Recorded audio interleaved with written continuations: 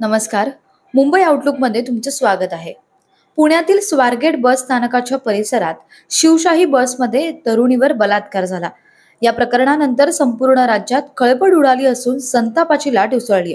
तरुणीवर अत्याचार करणारा आरोपी दत्तात्रय गाडेला पोलिसांनी काल मध्यरात्री अटक केली. या प्रकरणावर गृहराज्यमंत्री योगेश कदम यांनी स्वारगेट बस स्थानकातील शिवशाही बसमध्ये जी घटना घडली ती घटना कुठलीही फोर्सफुली झालेली नाहीये. ज्यावेळी ही घटना घडली त्यावेळी त्या ठिकाणी जवळ आसपास 10 ते 15 लोक आजूबाजूला उपस्थित होते, पण कोणालाही याची शंका आली नाही असं वक्तव्य त्यांनी केलं होतं. या वक्तव्यानंतर आता ठाकरे गटाचे खासदार संजय राऊत यांनी गृहराज्यमंत्री योगेश कदम यांच्यासह राज्य सरकारवर ताशेरे ओढले. सरकारनं उपकार केले का आरोपीला पकडून? सार्वजनिक ठिकाणी तिथे सार्वजनिक परिवहन खात्याचं सगळ्यात मोठं स्थानक आहे पब्लिक ट्रान्सपोर्टचं. तिथे हे असे बलात्कारासारखे प्रकार होतात. गाड्या थांबलेल्या गाड्यांमध्ये. आणि आमचे गृहराज्यमंत्री म्हणजे दिव्यच आहेत. काय म्हणाले? काय ते आतमध्ये काय कोणी हाणामारी झाली नाही, सगळं शांतपणे बलात्कार पार पडला, त्याच्यामुळे बाहेर कळलं नाही. ही आमची गृहराज्यमंत्र्यांची भूमिका आहे.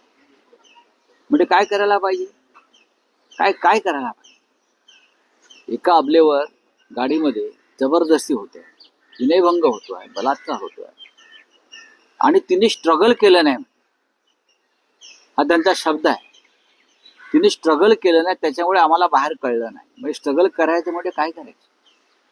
तिचा गळा दाबलाय, तिचा घसा दाबलाय, तिचं तोंड दाबलाय, तिच्यावर जबरदस्ती होती.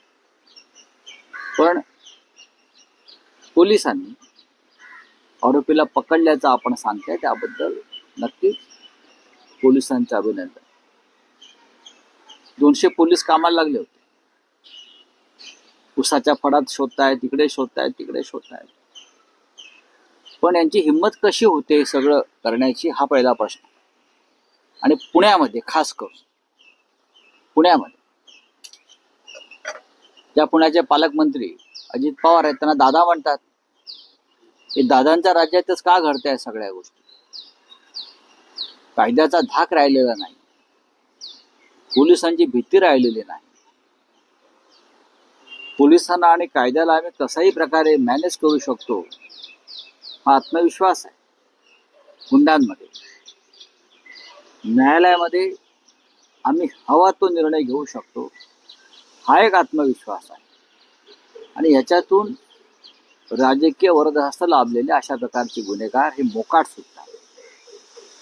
राजकीय पक्षाचे हे गुन्हेगार जे गुन्हेगार आहेत त्यांना कोणताही पक्ष नसतो, लक्षात घ्या. आता काही लोकांनी याच्या बरोबर संबंध, या आमदाराबरोबर संबंध, त्या आमदाराबरोबर संबंध, हे अत्यंत चुकीचं आहे. अशा प्रकारचे गुन्हेगार हे कोणाचे नसतात. ते कोणाच्याही व्यासपीठावर जाऊन फोटो काढतात आणि आपला रुबाब गाजवतात.